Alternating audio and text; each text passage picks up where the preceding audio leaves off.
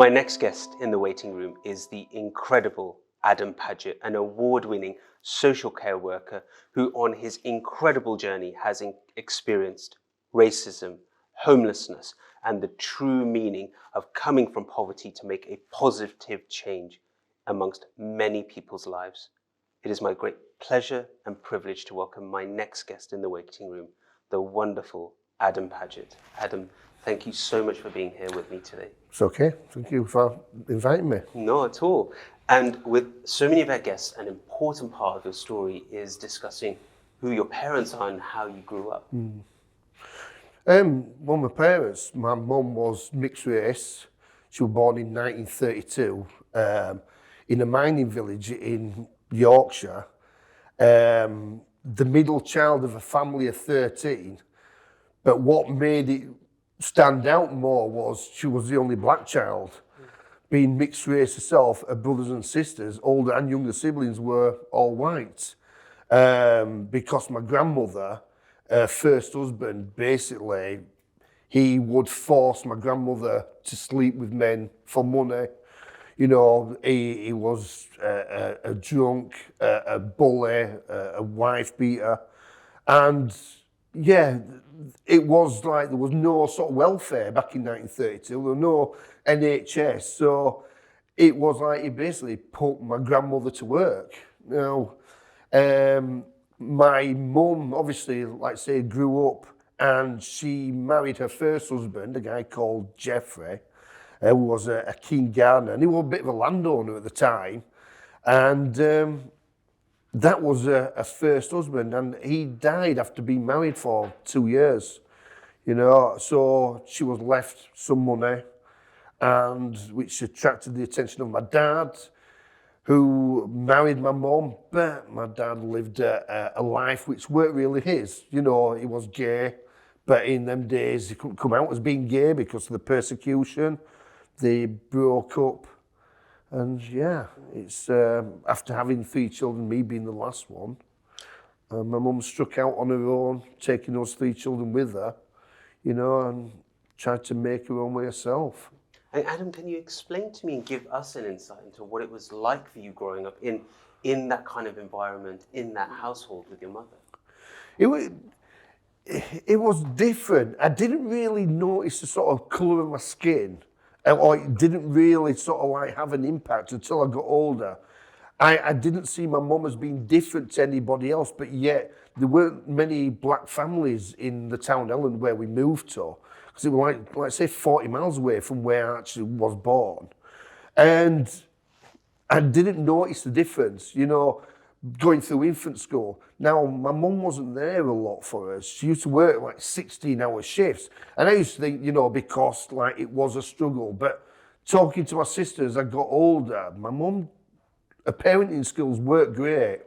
Because like I say, she grew up in hospital till she was 11, you know, in a sanatorium sort of thing. She couldn't read or write.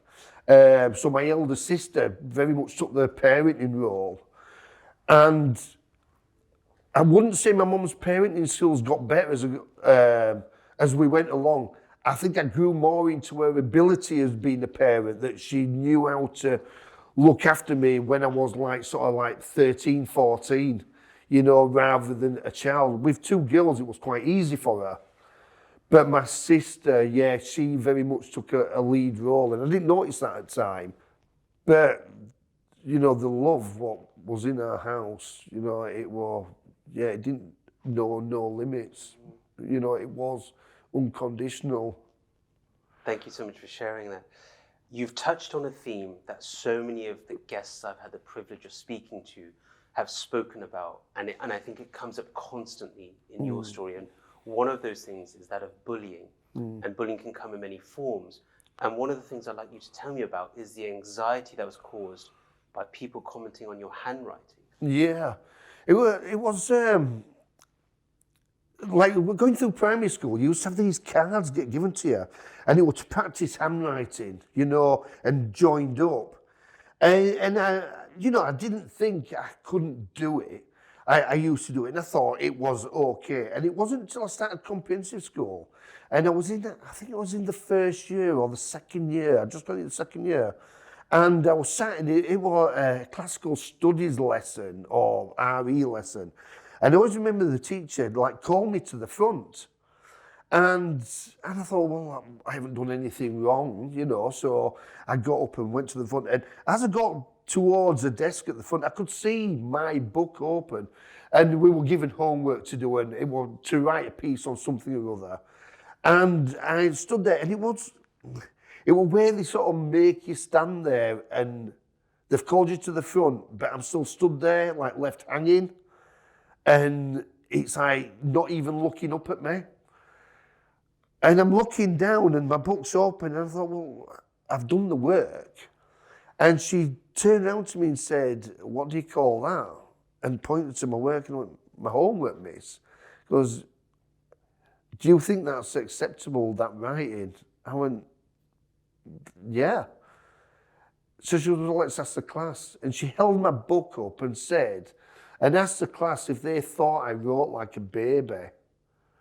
And that time, and there were people laughing, and there were some people who didn't laugh because I don't know if they knew what to like do really, but I felt like I just wanted the ground to open up and swallow me, you know. And from that moment, that precise moment, I just thought, I hate this place. But I just felt like, you know, I was being judged on how I wrote. And that was a reflection on my intellectual capability, you know, because that's how that teacher there made me feel. And that set the tone of how it was going to be. I wanted to be like everybody else. I come from a relative poverty. We had free school dinners, you know, and the thing where you had to queue every Monday with everybody else who were paying for their dinner tickets to get yours free, just to make sure that everybody knew you won free dinners. But I started selling the tickets, only the occasional one, just so I could go with my friends. And I just remember being called out of class and taken to the head of the third years where we were teaching the chemistry class, and I got there and he went, sit down. And I went to sit down and he went, not you, Pagett, go outside. He was talking to the lad who'd come to get me. And I was stood outside and I'm only 13 years old. And I just remember, I was stood there and he said to me, he goes, why have you been selling your dinner tickets? And I couldn't think of anything to say, so I just went, I don't like school dinners. And he said, that's all right. And he shouted, you won't be getting any more. And he punched me square in the chest. And he actually knocked me off my feet. And I landed on my back as he's screaming. And he thought, you know, that's child abuse. That's being physically assaulted by a teacher. And I remember going home that night, and my sister, she lived across the road. She got married, she lived across the road. And she came in, and I was taking my jumper off, you know, put my playing out clothes on, you know. And I sort of winced, and she went, what's up? And I goes, oh, nothing. And she went, let's have a look. And she was working as a nurse at the time. And she made me lift my jumper up and my T-shirt, or my shirt. And I had a fist-shaped bruise on my chest. And she went to the school the next day, and, you know, I remember she came and they got me out of class, took me to this head of year's office, and I'm stood there, and she's asking what he thinks she's playing at, and I just remember she pulled my top up over my eyes, so I couldn't see anything, but I could hear her shouting at this teacher, saying, you could have broke your sternum sort of thing, you know? So, and she basically, like, and swore and said, if you ever touch him again, you'll have me to deal with. And I was just thinking, I couldn't see anything, but I was just thinking, well, you've just made things 10 times worse now. You have unfortunately suffered from racism in multiple parts of your journey, and in those early years of your childhood, you suffered racism. May I hear about that story so that other people who are listening can appreciate just how devastating racism can be? It was when my sister had an argument, and my sister Melanie moved out, which was just before her 20th birthday, and like I say, I was 12, going on 13. And my mum said, you know, I've heard she's living in a flat in Halifax, so I'm going to go up there. Do you want to come with me? Just try and persuade her to come home. And I went, yeah, sure. So we got in the car when we drove up there. And I always remember we pulled up next to these flats, like masonettes, you know, where it's like one flat above the other, like a large house. And up the side were like these stone steps to get into the top flat. And I sat in the car and my mum went up the stairs. And the window was shut, so I couldn't really hear anything. And I was just like, I just happened to look over and I just seen her like, this guy come out and he sort of grabbed her and span around and he's pushing her towards the stairs. And my mum, she's I mean, she was in the 50s then, holding on to the sort of banister and I went window down a little bit. And I could hear him say, you ever fucking come back here again, I'll kill you, you fucking nigger.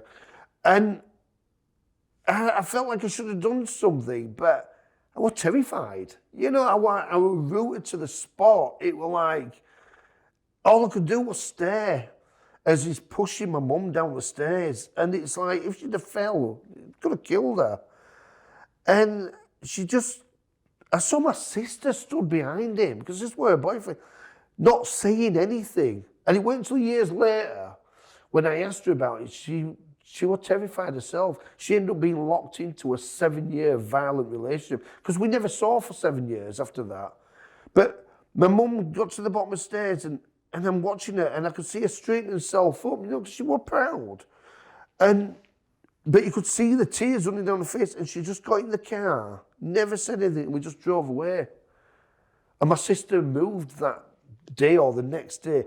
We didn't see my sister then for 7 years, you know. 7 years. It was like, for my mum, a living bereavement. She didn't know if a child was like dead or alive. She used to get messages put on local radio stations and stuff. You know, and it's like my other sister, Mandy, she moved away then. So there were just two of us. There were just me and my mum. Me with the I hate school, the angry kid sort of thing. Seeing an act of sort of racial violence, which really cemented that I am different to everybody. You know, even friends who were talking to me, I knew if push come to shove, I wasn't the same as them. You know, and being called a Paki or anything, all they were doing was like looking at the colour of my skin and making an assumption, when really I'm third generation mixed race. But moving forward, like I say, I started with the solvent abuse. My mum really didn't know how to control me. She just let me be, sort of thing. You know, she treated me like the man of the house because there were only me and her left, you know. And she's not going to tell me what to do because I'd become more assertive, like I said what I wanted to do, you know. And I did my own thing, you know. It wasn't unusual to go out and not come back till after midnight, you know. And she didn't agree with that, but nobody was going to stop me doing that. There was no father figure. I looked to friends, their fathers, and saw them as a father figure. I always wanted that, you know.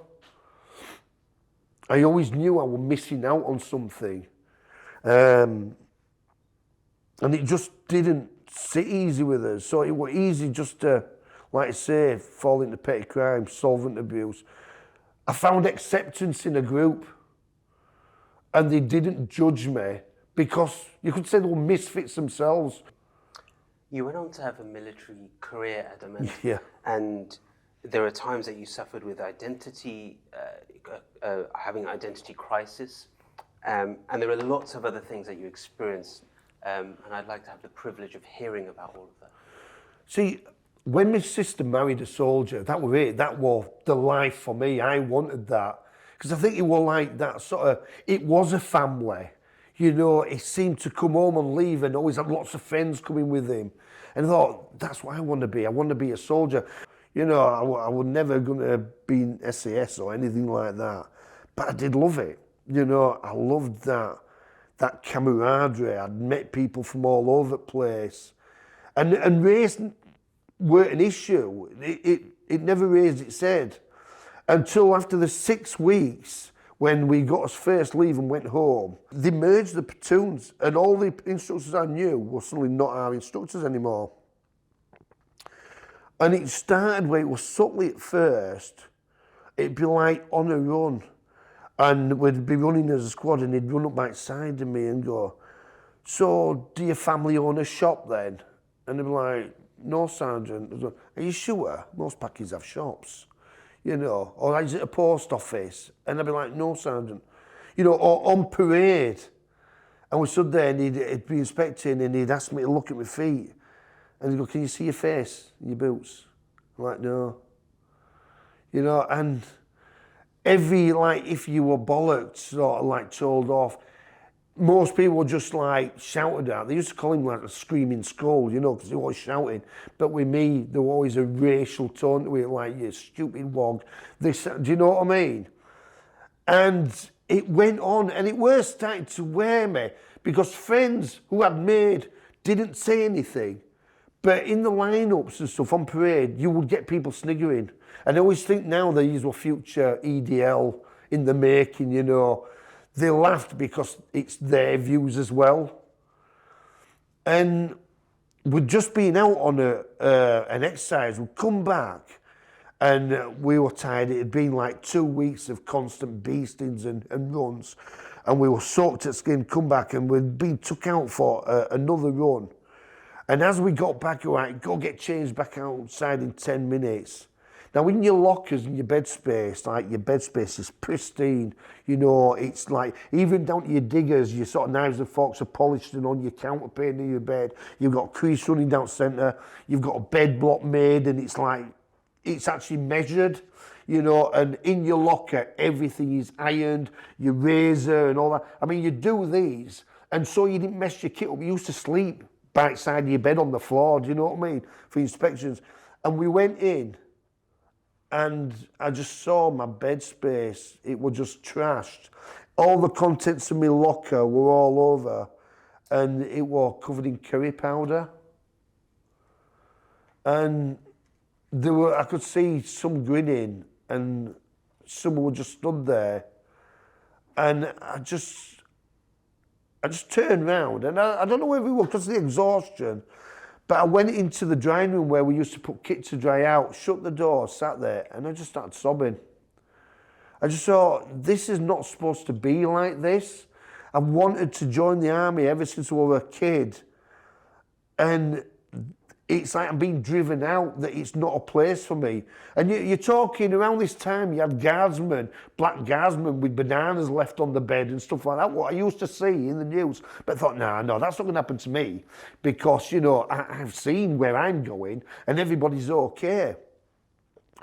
And I'm sat there, and like I said, and I just thought, right, this was like sort of Tuesday. I thought, I'm going AWOL on Friday, and I'm just going to do a runner. And I was sat, and someone's knocking at the door, and I'm like, go away. And it was one of my friends who I didn't get on with at the time. I thought he was a bit of a bully, and we were hard as nails. A guy called Monty. He called him Monty because he had a massive head like his dog, which was like a pit bull. And he's like going, come out, and I'm going, no, I just want to stay here. And another guy with him going, you know, Padge, come out. I'm going, no, I just want to stop here. Because I'm embarrassed as well. And I stayed there for about another 2 hours. And then I just thought, in fact, I'm going to go now. I just thought, I'll go get my stuff and just leave now, get out of camp and go. And I walked back into the room, and what I saw made me stay. The two lads were putting my kit away and cleaning it. And it gave me a bit of hope that not everybody's like that. You know, it still stunk of curry powder, you know, but they were like trying to sort of fold it and put it back. And there was some where they were stood grinning, and I just thought, yeah, you know, it's like they're loving this, you know. But I thought, I'm not going to let it beat me, I'm staying. It'll get better when I get to my battalion, it'll get better. And, you know, it carried on in training, and I phoned my sister that week. I phoned my mum first. I went, I'm coming home. I'm going to come home. So why? Because it's not for me. She said, what's happened? I'm going, it's just not for me. She goes, what's happened? Has anybody been at you? And I'm like, no. She goes, you need to speak to Mandy. And I'm going, no. She goes, speak to Mandy. So when I phoned my sister up a couple of days later, and I said, I'm wanting to leave. She said, why? I said, it's just not for me. And she went, are you getting sick? You know, because she knew, do you know what I mean? It was suddenly, it was best thing since sliced bread to suddenly I want out. And I'm 18-year-old, but I'm a young 18 and I'm crying up the phone going, this is happening and this is happening. You know, I'm having inspections where it's with officers and it's coming up to Christmas and he's going, you lot don't celebrate Christmas, do you? And there's an officer there from his regiment and I'm thinking, you're letting him say this stuff to me. Do you know what I mean? It's just like making the noises, but ding ding and all that sort of thing. You know, like Zabu. There were a program on at the time called Soldier Soldier. It was a drama. And there was a black fella on there called Midnight, that was his nickname. I was called 6:30, you know, or tea time. And at first, it was sort of funny, but I started to adapt where I thought there were some forms of acceptable racism because I knew things could be a lot worse. So, and I started thinking later on, it's like, you can't fight every battle. Do you know what I mean? Some stuff you just have to bite your lip. And my sister's going, look, you know, I'm going to get this sorted out and that. And she put in a complaint, and because she used to do this thing in the army where she was like vice president, Federation of Army Wives. You know, she had a rank of a captain when she won business because she used to look after the welfare of army wives in the Northwest District. So that's quite a lot of power, you know. Her husband's a corporal and she's got rank of a captain, sort of. And she made a complaint, and I didn't know at the time, but I realised when I got called to the OC's office, the officer commanding, and I was marched in, and basically they said, you know, your sister's made a complaint that you've been getting racially abused and stuff, and it was like, well, I have. And I thought it was going to get sorted, it was going to get solved. And I got told it was character building, that he didn't mean that. He was just building character, making me more resilient. What, by being racially abusing me? You know, and it was like, you know, it's like, he's only doing it because he really wants you to succeed.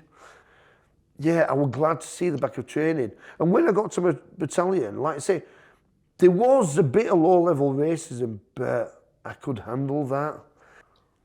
And Adam, can I ask, at the age of 25, what happened to you during what was a really turbulent and difficult career in the military? So we flew over to Belfast. We were stationed at the top of West Belfast, at the top of the Falls Road. So it was 100% nationalist area. And I was expected to work in the ops room as a signaller, as well as go out on patrols to make up numbers. So you can imagine, the first time I went out on patrol, it was like, yeah, I've had racism before, but I wasn't just British, I was a black British bastard. And I've lost count the amount of times I was spat at. One time, the first time out, somebody else came up to me, a guy, I mean, I was like say, 20, but I looked about 16, you know, I was no trained killer, you know. I didn't make the Russians like bring down the wall by seeing a picture of me, you know. It was like, he come up to me and he basically drew whatever he had in the bottom of his 20-a-day lungs and spat it straight in my face.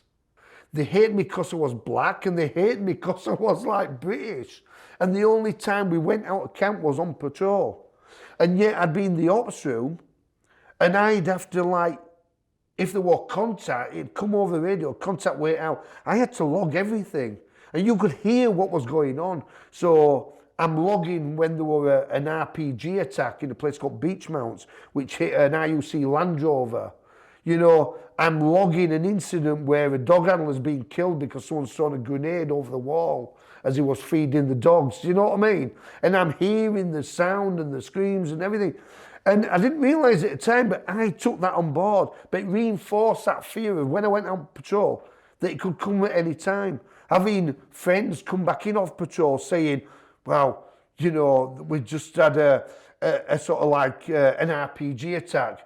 And it had been an improvised explosive device where it had gone off and it had been under a piece of carpet And as it left the launcher, the carpet sort of slipped. So it put it off its aim and it had actually gone under the vehicle. And listening to them saying they had a lucky escape, thinking, Jesus, everybody wants to kill us out there. Do you know what I mean? Going out on patrol, and it was this red ones, and it was raining all night. And we were driving around and you're on top cover, so there's two people stacked back of a Land Rover, looking out the top, and you've got a round in the chamber with a safety catch on, but it's actually cocked. And I just remember about 2 in the morning, and we went round this corner, and you stood, and it's like sort of gunmetal floor, do you know what I mean? And it was absolutely pissing it down. And we were patrolling round us as a foot patrol, and you're sort of like circling it, you know, providing sort of added protection. And we went down this corner, and there was a bit of a break, and I slipped. And I grabbed on the side of the wagon, and I didn't realise, because I had Northern Ireland gloves on top, big, thick, padded leather gloves. I knocked the safety catch off and fired off around. I had a negligent discharge.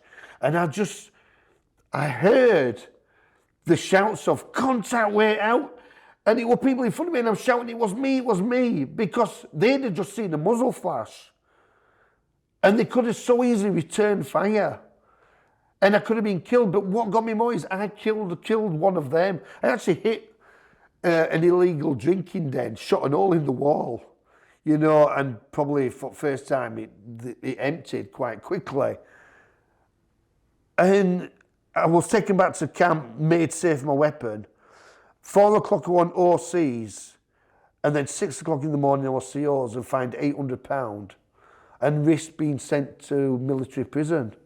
You know, but it'd been Hollywood barracks for having a negligent discharge. But I thought I was so close to, you know, either shooting a friend, which should have been, it'd have been mortifying, do you know what I mean? Things just didn't seem right anymore. I suddenly started to question my place in the army. And I was drinking. And it was a good year after we'd got back. I started drinking, and my wife used to encourage me to go out and stuff. I mean, I didn't realise, but she was having an affair at the time. Things weren't right between us. I was depressed. I was drinking. I was just going out and encouraged to go out. And I was out one night, and there were a group of lads, and they were smoking weed, and I sort of went over, and they sort of put it away, and one of them went, "No, it's all right, it's Pagett, it's sound he is." And they went, "No, you want a bit?" And I went, "Yeah, why not, you know?" And I spoke to it, and I thought, yeah, I like this. I liked the feeling it gave me. And I got stopped on the Dutch-German border with 4 ounces of skunk. And I was court-martialed on November the 11th on the Remembrance Day. And I was sentenced to 7 months in military prison and then dishonourable discharge. So we're going back to my hometown. It's like I had no job, I had no money. And I've always been, if you've got no money in your pocket, you're nobody. So I'd gone out for a drink, and I'd met some old friends from school who were into these and going raving. So it was easy just to fall into that. If someone was like doing 2 pills, I'd do 4 pills, you know. And people say, "God, you're fucked out." You go, "That's what I pay me money for." You know, it'd be like, it was never enough, do you know what I mean? I always had to have more, and whether it was drinking, whether it was doing drugs, it was just, I just liked getting wasted. I didn't realise, but it was like a course of self-destruction. And before long, my family, my sister went, "You can't stay here anymore, you know, your behaviour, you're like, you know, you're doing drugs, we know you're doing drugs again. And it's like, we want you to leave." So I left, and I moved in with a mate who was a dealer, you know, and him and his girlfriend and the young baby. And living with friends is not like the TV programme. This is like witnessing domestic violence on a daily basis, because he was an actual beast to his girlfriend, you know. I'd sit and I'd condone it by not saying anything against it, do you know what I mean? Because at the end of the day, I was more bothered about that I had somewhere to live, and he didn't give me a good hiding. But in the end, it was like, I'd go out and I'd go to like a mate's flat and would stay there.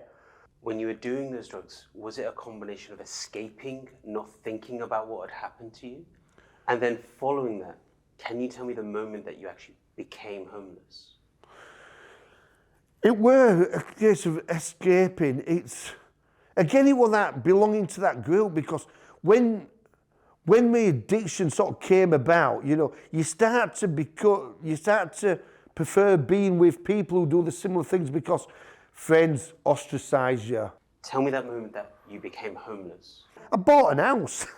This is when they were throwing mortgages at everybody, do you know what I mean? And I bought this house and never paid a mortgage payment. I soon got kicked out of home again. Things were going missing out house, and I think the last straw were I'd owed a dealer, and my niece and my brother-in-law were sat in front room, and somebody turned up and put the window through, and that's costing me. I had a dealer who turned up saying he owes me 900 quid, and my sister ended up paying this about 50 quid a week. So they goes, you need to leave. So I ended up homeless because I was sofa surfing again at mates and stuff.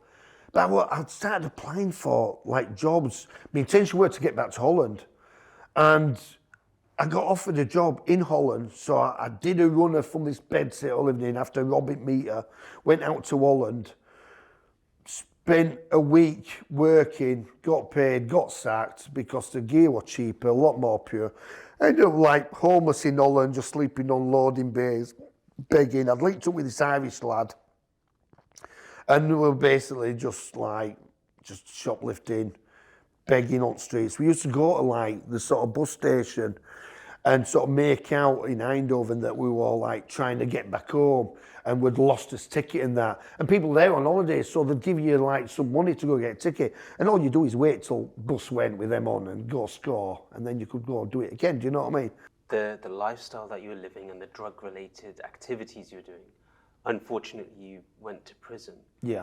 Can you tell us briefly what that was like, but also, more importantly, the recovery that you started to then enter? Yeah. I sort of thought I want out for my first parole. So I stopped doing everything. I engaged with it, kept my nose clean and that. And then I was sat there and somebody came to see me, a school came to see me and said, you need to phone your girlfriend. And I phoned my girlfriend and she went, it's your mum, she's been attacked. Then that's when I found out my mum had been sexually assaulted at home. And, and it would have been so much easier to just use then and go, oh, my mother's been attacked and all that, and get me in a bag and that, But we're like, then what would it have achieved? She died of injuries 10 days later. But that were the worst thing. The worst thing was, before she died, I'm reading in the Daily Mirror that she'd been raped, and she'd not been raped. She'd been sexually assaulted, and it caused an ulcer to rupture. And I was glad that she died in a coma because she was 75-year-old. And it turned out she was attacked by a 12-year-old child. And that just, everything what I thought made sense to the world didn't anymore. But I just knew that, I remember she came to see me 3 weeks before she was attacked. And when she come in, when she finally found I was in prison, because I never told her, and she sat down, she went, at least I know you're safe now. And I want people to understand, Adam, who you are now. And I think we've got to understand why you did the things that you did. It would break anyone, I think. Moving forward and fast forwarding, tell me what happened to you at the age of 40. I got released from prison and basically, like I say, moved in with my sister, living in a spare room again. So luckily, I tapped onto that and I started the volunteering.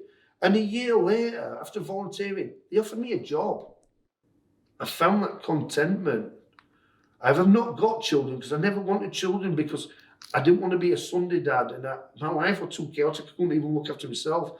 But I've got 2 stepdaughters and I've got 4 grandchildren who see me as the only person in their lives. They don't have other grandkids.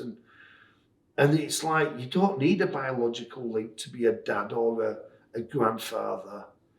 It's how you are. It's the strength in that relationship. It's how you are. You did something incredible at the age of 47, and I want you to tell us briefly what that was. I went to uni. My boss, a guy called Nick Pearson in the hostel, he went to uni and all that, and he encouraged me to do my GCSEs. And I failed my GCSE English first time round. I'm going, I'm doing that again. He goes, no, do it.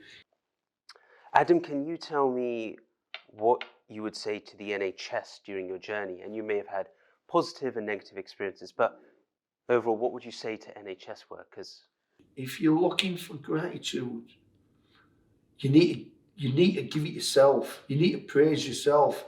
And can I ask, what is the feeling of being not on drugs, being clean, compared to what it was like in that cycle? My whole life, it seems alien to me. I know it's there, and I know I lived it, and I know I won't survive a second time round. But it's like, it's bizarre. 11 years of living that life. And I know I'm so lucky because I have so many friends or people I knew who aren't here anymore. And do you know what I used to think when people died were, oh, this weren't me. Do you know, because that's what you could afford yourself. You couldn't afford to grieve and be sorrowful about it. It's like life goes on. You know, I believe life, you're treading water. And when you start using drugs, it's like somebody's throwing you an anvil, you know, and you sink. Thank you so much for sharing that. Thank you so much for being here with me today and sharing your incredible journey. I cannot thank you enough, Adam. It has been a privilege speaking to you today.